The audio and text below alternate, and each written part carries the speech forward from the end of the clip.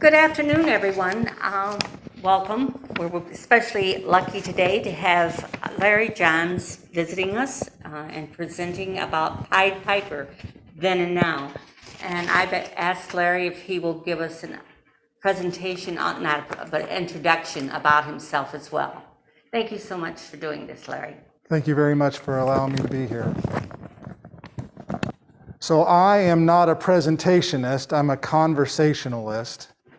So I welcome, I can take my mask off, there we go.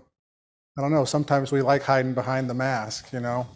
I'm not a presentationist, I'm not even though my background, my dad was a pastor, I am not a person who delivers sermons or homilies, but I'm a great conversationalist. I enjoy conversation, so I hope that our time together can lean towards conversation. Okay, I appreciate that. So my name is Larry Johns, and I am the principal of Pied Piper School. I have been the principal for 1 full year. I'm in my 2nd year at Pied Piper. I have it's got a great history. There's about 4 previous principals that still work at the Alpena, Alcona, Mount Morenci ESD.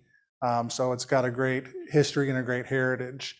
I've been in Alpena for 2 years. I hear the joke is, what brought you to Alpena? You know, the road here is not a 4-lane highway.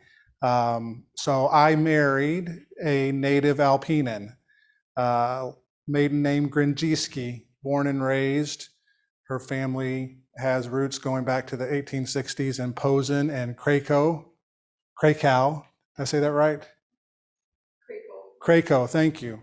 So both her mom and her dad have history going back to the 1860s. So I married her, and that's what brought us back to be near family.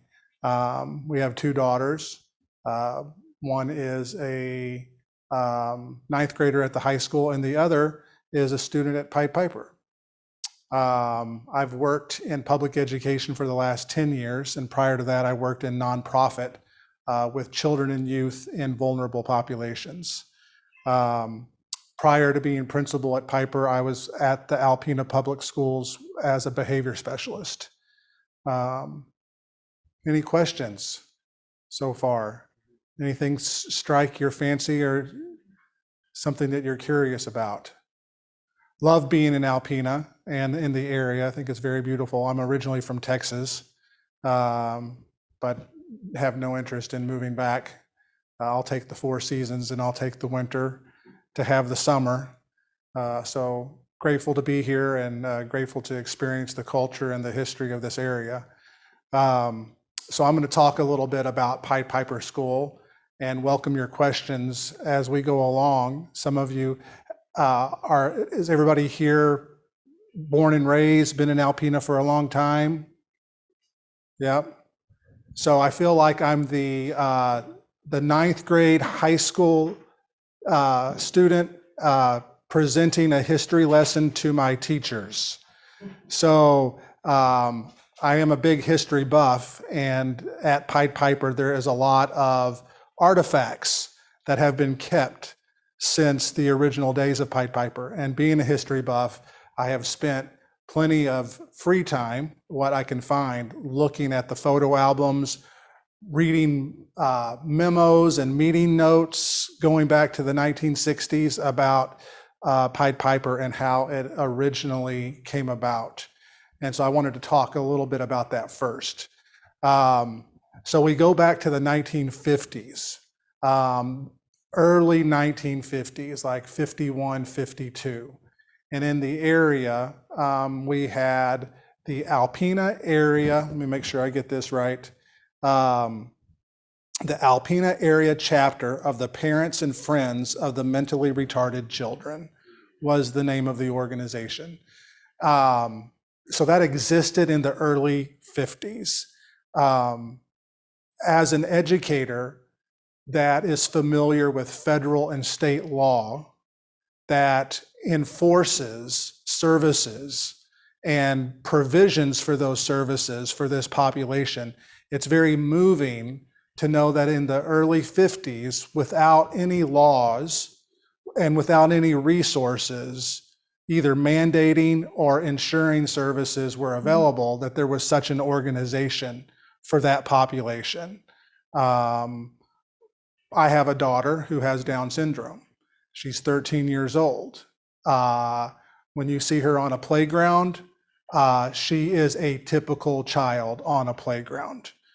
Back in the 50s, any child that had that type of disability or more severe was destined for an institution of some kind. They could have been secluded in the home, didn't have much access to the community or community activities, but there was this chapter that was very vocal. And so I just took a few notes from some of the meeting notes that go back to that time. Again, somebody before me loved history just as much as I did, and they kept all this stuff so we could be grateful for their advocacy back then. So October the 16th, 1952, 5 new members were added to the roll, making the total population 26 people were on that committee. For those of you who have been in the area, I wrote down some of these names because I've encountered these names. I like to joke with my wife. I see the names on street signs, I see the names on buildings, and then I meet the names when I'm in the grocery store or in the school. I'm like, oh, that's the same last name.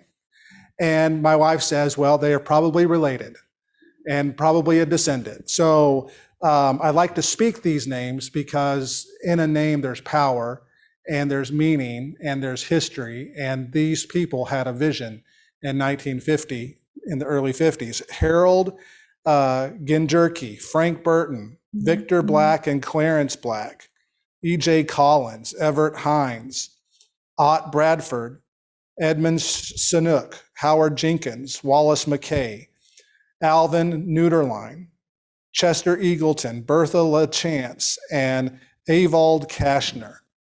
Now, the one thing that I notice is that they're all men except for one lady. And when I read the notes, it was Mrs. Clarence Black or Mrs. Wallace McKay. I wish I had their real first name. But there was a Mr. and a Mrs. at these meetings who were strong advocates for finding something meaningful and educational and beneficial for this vulnerable population. So, December 20th, 1952, a resolution that a fund for the establishment of a special opportunity school. 1952.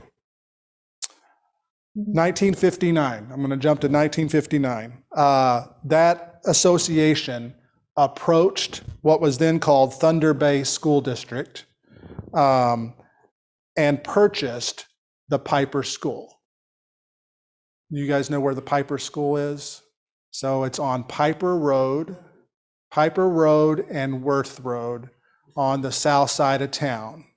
So if you're heading out of town on Worth Road, before you get to the railroad tracks, you make a left on Piper Road, and on the right side, that would be the west side of the road, is a blue one-room schoolhouse, currently used, I believe, for AA, Al-Anon, is who currently utilizes that building. That was a one-room schoolhouse going back to the 1920s and 30s. There was a family that lived on that road. They were the Piper family, and they owned all that land, and they gave that land so that that one-room schoolhouse could be built for children in that area. Back then, there was one-room schoolhouses all over the state. And one thing about being a principal of a school that serves this population, Michigan loves to make sure its educators are highly educated. And so it has triggered me to go back to school to get an advanced degree where I got to learn a lot about governance and law, and I learned a lot about Michigan education law. So little rabbit trail. Before school districts were created, you had little communities. A farmer gave land, you got a one-room schoolhouse, and that's where the local kids went to school. And I believe it was in the 40s when they formed school districts and then intermediate school districts, and it shut down all the one-room schoolhouses and sent kids to town, to the nearest town. So Thunder Bay School District, which was the area of Alpena and South, had property rights to that one-room schoolhouse. And for a penny, I couldn't find the exact amount, it said for a dime, using terminology, they sold that one-room schoolhouse to the Alpena area chapter of Parents and Friends of the Mentally Retarded Children so that they could have a place to provide school.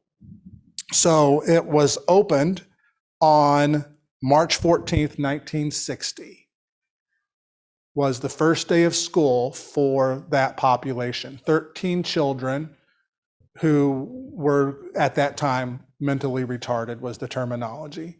So 13 children, and they had 2 teachers. They did a morning program and an afternoon program, and it was in that building. So people wonder, where did the name Pied Piper School come from? It was Piper School. What I haven't found in my history diving is where they added the word pied, and that's a children's story. And so I think there's just an association, Piper School, Pied Piper School. So that's the history behind the name, and that was our original location, was that one-room schoolhouse. Questions so far? Thoughts? Those of you who know the area, you might say, I know that name, or I know that where that building is. Feel free to chime in. The first teachers, Mrs. George Neswitz and Mrs. John Himenick were the 2 first teachers. Federal funding became accessible in 1963. So everything was by donations and fundraising and parents paying a small back then, this was so 1960, $15 a year so that their kid could come to help offset the cost of supplies and resources. So $15 a year in 1960 so that their students could come. So 1963, they were able to tap into federal funding. In 1964, they expanded. They needed more room. So where did they go? St. Paul Lutheran Church in downtown Alpena. They added 2 additional classes, and they added a vocational program for the older students. Alpena Public Schools picked up and took over administrative duties. So again, for 4 years prior to 1964, this was family run through this association and their friends. So that was 1964. 1966, the Alpena Mount Morenci Alcona Educational Service District, who's my employer, assumed administrative duties, and they continue to be the administrative oversight for the operation of Pied Piper. So that was 1966. The superintendent was a gentleman by the name of Jack Carpenter, who is still living and retired and living in Colorado, but has fond memories of the early days of Pied Piper and has his own personal connections of people in the community to make sure we're doing what we need to do. 1971, a building committee was established. So again, this is 11 years, the Blue School on Piper Road, the extra classroom space at St. Paul Lutheran Church, and they're just out of room. They need more space. And so a building committee was started in 1971, and they were able to get funding from a variety of sources, Michigan Department of Mental Health, Besser Foundation, and the local taxpayers. So the Department of Mental Health chipped in $200,000, Besser Foundation chipped in $100,000, and our local taxpayers, those who came before us, chipped in the other $485,000. So this is 1971 money to build our current building right here on Henry. The enrollment increase, has that, I was curious about the enrollment was then. Yep. Did the enrollment at that time increase that was necessary? Correct. So on our first day in the new building, September 7th, 1973 is when that current building was opened. They opened with 47 students and 13 staff at that time. And this is where I like to insert, even though I'm not native Michigander, but I'm a fellow human being who thrives and finds inspiring when other fellow human beings do what they have to do to make something happen no matter what. So I'm excited and moved by those 26 friends and family saying this is what needs to happen.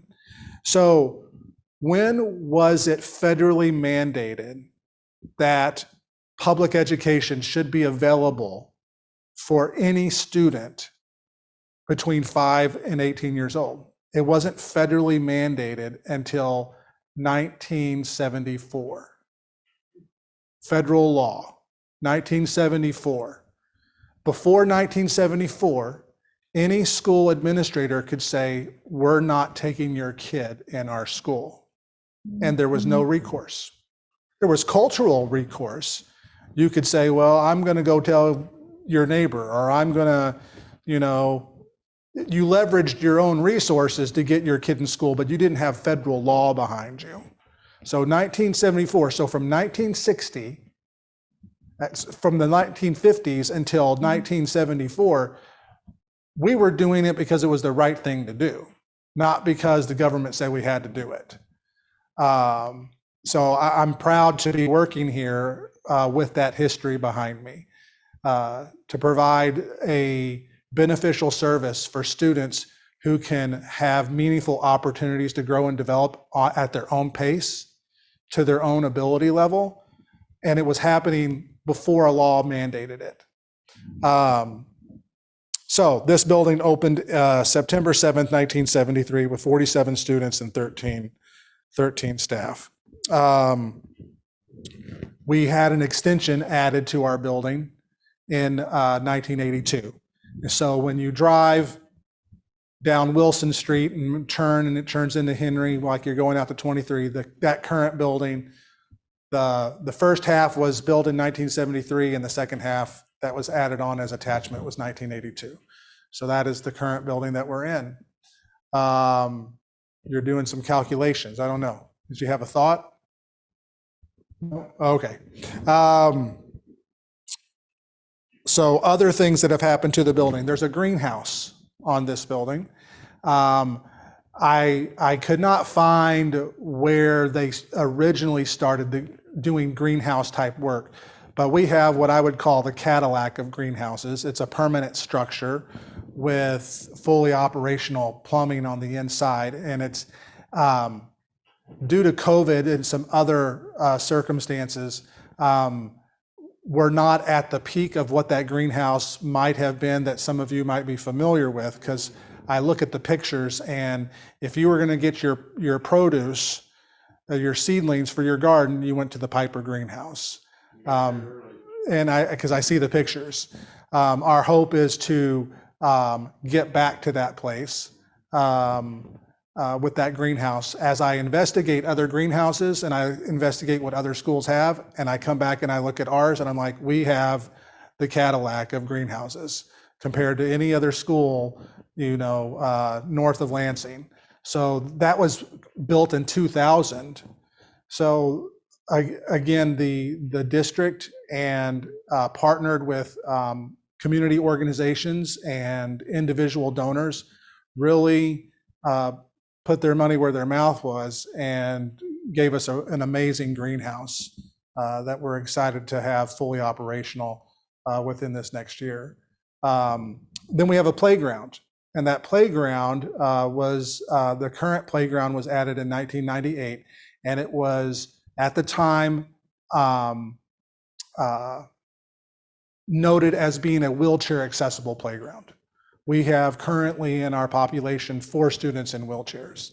And so in 1998, when they put that playground in, they made sure that there was the proper pavement so that the equipment could be accessed by a wheelchair. In partnership with the Alpena Youth and Park Foundation, we were able to secure funds just this summer to put a playground surface underneath that playground so that the entire surface is wheelchair accessible. Not just wheelchair accessible, it's really about mobility challenges, because I've got students who are learning to walk. They're in things what they call like a gait trainer that sits around them, and they're able to use their feet. It's helping them stand so that they can develop the strength in their legs to become more mobile. Before this new surface was put in this summer, they were isolated to the sidewalk around or to the ramp up on it. Now you should see them scooting across this new surface with no barrier. There's truly no barrier from sidewalk to sidewalk going all the way across because of this new surface. So anytime you're welcome. It is a community playground. We have people who use it on the weekends. I saw kids out there during the summer. We're one of the few fenced-in playgrounds, so there's no issue of elopement or a kid getting away. Parents like the security of the fence being around the playground.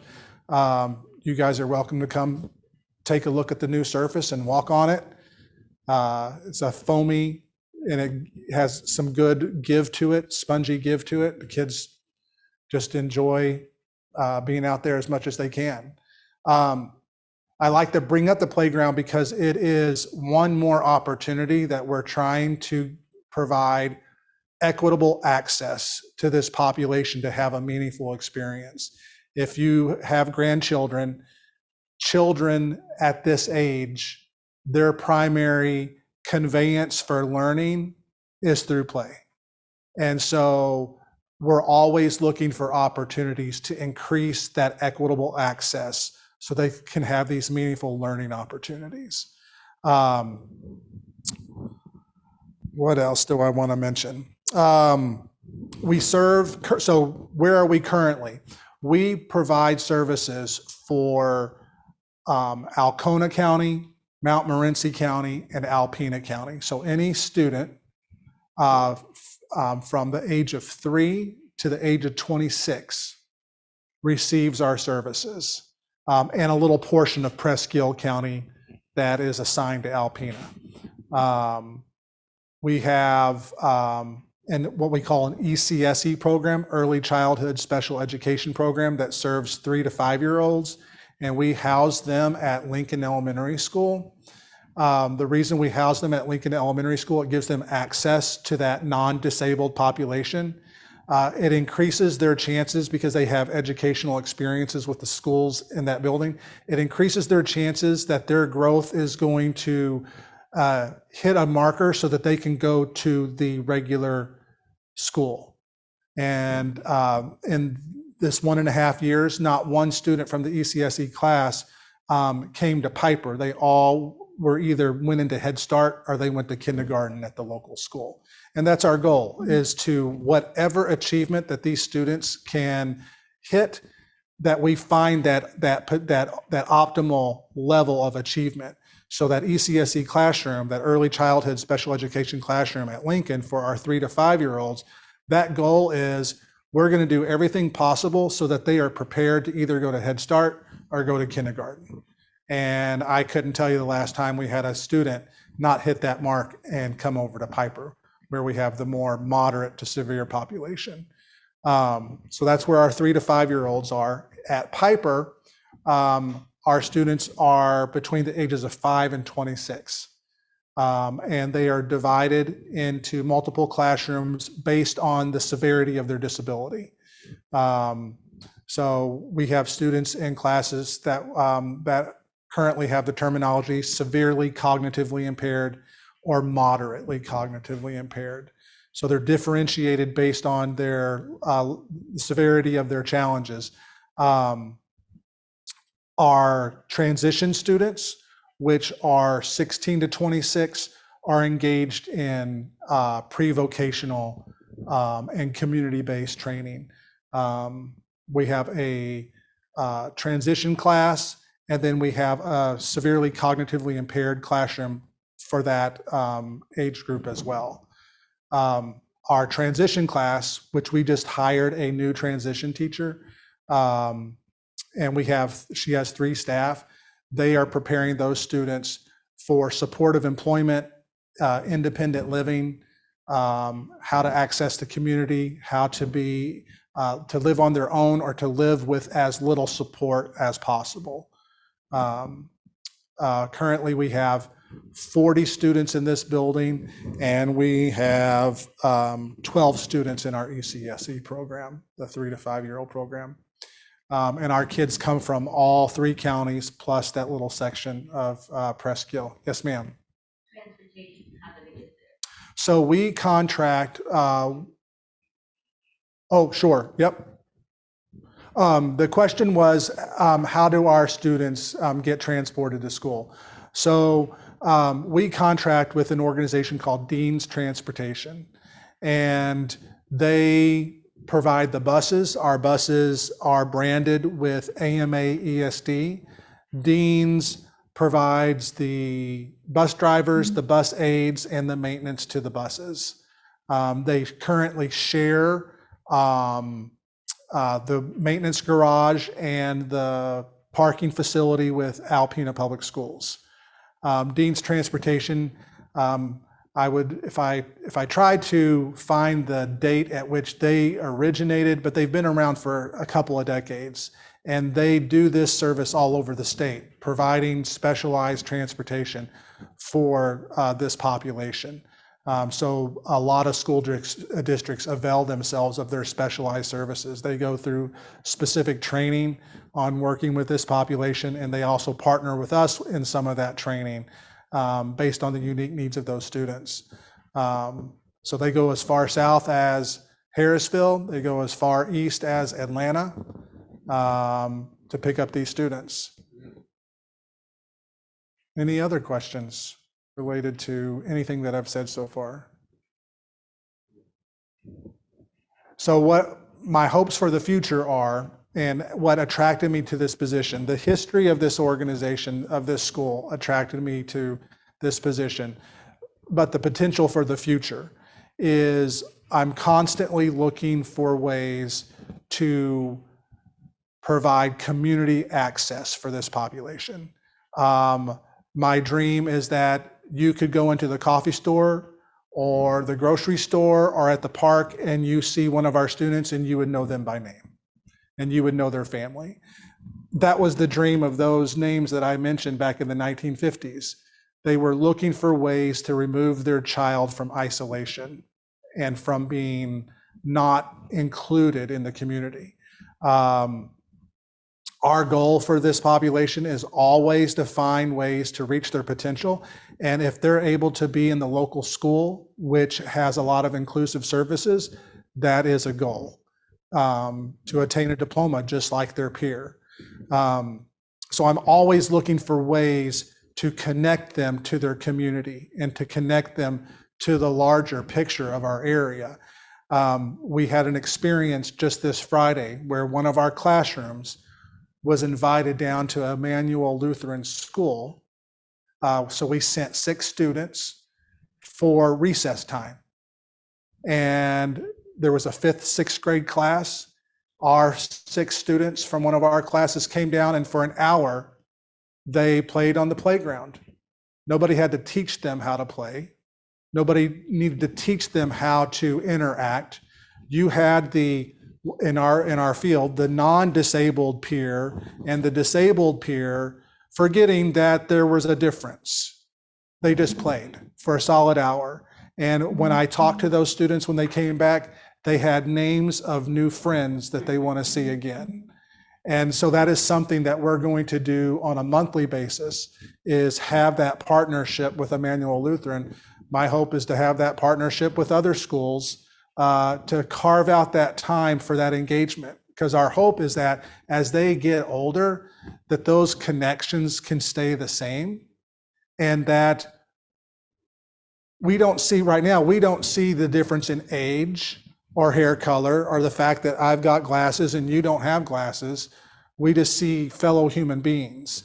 And that's a passion of mine, is that the population that Piper serves, that this community can find more robust ways to embrace this population as fellow human beings. So again, looking for lots of opportunities to provide those experiences. The transition program, our job coach will be going out with our students at different places like Goodwill, Culver's, the M-Stop gas station, to have what they call supportive employment, where they have a job coach with them going through those job skills. If you have ever been to Culver's, you would have a student in Culver's currently that graduated from Pied Piper that works there full time. And if you don't know that student, then we've done our job. You know, that they go there, do a 40-hour week, and have the skills to live independently. So that's our hope for all of our students, is that they achieve that optimal potential, no matter what it is. And for our students that are most severe, is that they have a meaningful, thriving life. We have students who are medically fragile, whose life expectancy is very narrow. They are capable of learning, they are capable of experiencing life to the fullest, and we seek to provide that opportunity every day in that classroom. So we've got the spectrum of ability in that building. Any questions? Yes, ma'am. When I was in Florida once, they had a couple of disabled people like that working in a grocery store and bagging and all, and they were friendly and it worked out really well. Yeah. So as you're out in the community and you're having conversations, I'm always looking for that networking connection. The name of the association, Parents and Friends. So we're always looking for more friends to be this generation's advocates that existed in the 1950s. Some differences that have changed. Our students who accessed the transition program when they were older were students who needed to have been there when they were younger. The way into the transition program at Pied Piper was you came up through the other classes. I can't put a finger on when this happened, but it was several years ago, but policies at the district changed. So any high school student in the 3 counties that doesn't attain their high school diploma and was receiving special education services has the right to be referred to us, to our transition program. So that policy change happened several years ago, but the word on the street is the historical word, was that the only way to Piper was if you grew up at Piper, and that's not the case. So last year we had 6 or 7 students in our transition program, and this year we have 13. We took in 4 new students who came to us from the local high schools. Again, they received special education services in their local, and they didn't attain their high school diploma, but they are entitled to public education through the age of 26, according to Michigan law. We're the only state in the union that does that. You have a question online, have you had any students that went on and attended something at the community college, for example? I'm not aware of that here. Because of my previous work experiences, I lived in Florida. There is movement at the community college level to provide a pathway for students in this population. And so that is on my to-do list, is at looking at ways to have our students have access to community college experiences. It's being done elsewhere. I think it's about 2 years ago that I came across the information that a community college had a degree program for students with disabilities. There's just so many opportunities now in our culture to provide supportive services in employment so for them to be meaningfully employed. I see you saw the students at the grocery store, and you mentioned seeing some students at Walmart and at Culver's. Yeah. So there's just a lot more opportunity. I wish the names that I mentioned were alive to see what's available now. Well, they are. Some of them are. And their children. Any other questions? I have a question. Provide a vocational training. You know, you talked about job coaches and then working in businesses in the Alpena area. But maybe the college could be working on a vocational program that would meet the need of the student and prepare them for something. Sure. We have a lot of vocational programs here at the college. I don't know how that would work out, but it might be something to pursue. And I start with a conversation and having dialogue, because we have a shop, we have the greenhouse, we have an area in our transition program called home living, where they learn how to live as independently as possible, where they learn how to operate a washer and a dryer and a stove and cook and read off a recipe. Oh, her question. Thank you. So the question was brought to the table about how to partner with the potential with ACC and the vocational programs. So I definitely think that potential is there. And I see it as a continuum. So I've got students who are 16 to 26. What I'm looking for to access is the expertise at helping us redevelop our vocational program that we have available or that we could have available, and what would that continuum look like? Because it's all about meeting a criteria. So maybe the continuum is they get that support here, but once they attain a certain level of function, they could transition here. And what would that transition look like? The only thing that stops that from happening is a conversation and putting a plan together to build that continuum. So the question is, would a teacher have to have special training? I think that we would first look at what reality are we trying to create, and then what is the gap of information? Does it need to be a special training that's certified, or is it just an orientation to the students and to the support that they need? We have certified teachers in our building. We currently have 5 certified teachers, and so if I do my math right, I have 7 paraprofessionals. I say 17 paraprofessionals, and then 5 certified teachers. Yes, sir. Another question, the employment opportunities at Nemrock. So I'm currently in conversation with Nimrock about a more strategic partnership. Another interesting organization that had its founding almost at the same time Nimrock was started in 1965 to provide employment for individuals similar in population. I haven't done as much history digging on Nimrock, but I can't help but imagine that the people who founded Piper and the people who founded Nimrock weren't a part of the same group having the same conversations. So Nimrock has significantly grown, and they do have a population of their employees that receive supportive employment. In fact, we avail ourselves of their services in custodial work.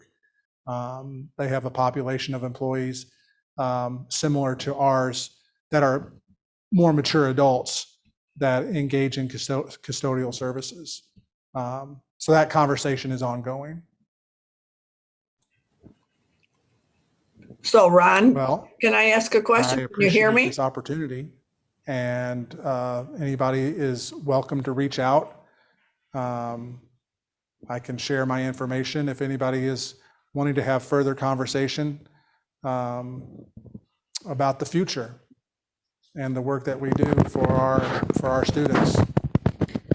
Oh, one thing I'd like to ask Larry is, do you have anything where you have volunteers come in? Do you have a volunteer program? So we are restarting the opportunity for volunteers to come. Again, my first year was last year, which was in the peak of the pandemic, where we didn't have anybody in the building, just students and teachers. But we are fully operational now, and we have a volunteer process for people to go through.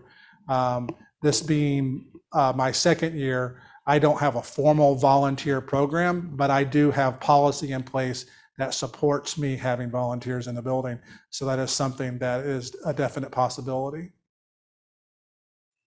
Are you having any problems with staffing in the current environment? So the question was, do I have problems with staffing in the current environment? Knock on wood, I hope that's real. Not currently. Our shortage is with substitutes. Currently, I'm fully staffed with both certified teachers and para professionals.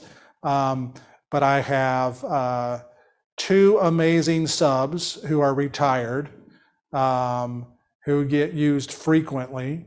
One of them is a retired school teacher, and he's in his 80s, and he is, I think he has the same amount of energy that he did 40 years ago. I always say, Mr. R, you don't look a day over 60. He doesn't act a day over 50. So substituting is something that we need assistance with. But then you have to have qualified educators for that. That's not- So off the top of my head, I couldn't speak to what the specific qualification is, but it's high school diploma, and passing a background check, going through a little interview, and taking a little half-day orientation of the building to see if it is something that might be beneficial for you. So the qualifications are not, I'm looking for willingness. I believe the high school diploma and passing the background check, and a desire to make a meaningful impact on the population. And I have 40 delightful students that my favorite time of day is 8:40 helping unload the buses. I make sure I don't have anything that takes me away from arrival time, because it's get that oxytocin flowing, seeing those happy faces. We were shut down for a whole year, well, not 9 months, from March to the start of the school year, and we didn't know what to expect with those students coming back to school after such a long time off, and us wearing masks. And are they going to be risk averse to it? Some of them, go to MOTS and have advanced medical procedures, and do they associate fear with the mask? They walked off that bus, or they came off that bus on that wheelchair like they had just been gone for a long weekend, just excited to be back at school. Our fears about intrepidation and risk aversion were unfounded. They were, again, it was like a long weekend, and we're, knock on wood, we've been able to be fully operational all last year and this year, with just a couple of times where we had to shut down due to staff COVID circumstances, but none of our students have had issues. I recently watched a program on a TED Talk that was talking about isolation and the harmfulness of it. It's in people that live a more communal type life, live a much longer life. So I think the isolation has a huge impact on society. But this has been great, and they're very, very fortunate to have you come and head up this program. Well, here thank in you. Alpena. I'm fortunate that they'll have me. Well, So it's a blessing to go to work every day. I also suggest interviewing with TED Talk. Oh, Your presentation, and it's back when our organization first started, uh, a lot of the things, because it came out of the college, they were classes. Right. They weren't classes, they're presentations, and that's exactly what you participated in. I would suggest possibly getting a hold of TED Talk, Sure. and because it's 18 minutes, I think that's the criteria. Right. And what you've done and what you said here today has enriched my life, which our organization is all about. This has been the first time that I've sat and listened to a presentation of goodness, okay, of a Christian way of perceiving and putting together programs to help us people on earth. Well, thank you very much. Thank you. Well, thank you. I think that just about wraps it up, and maybe one of us within the organization will make a visit to see I would your- love it. You're welcome anytime. Okay, thanks.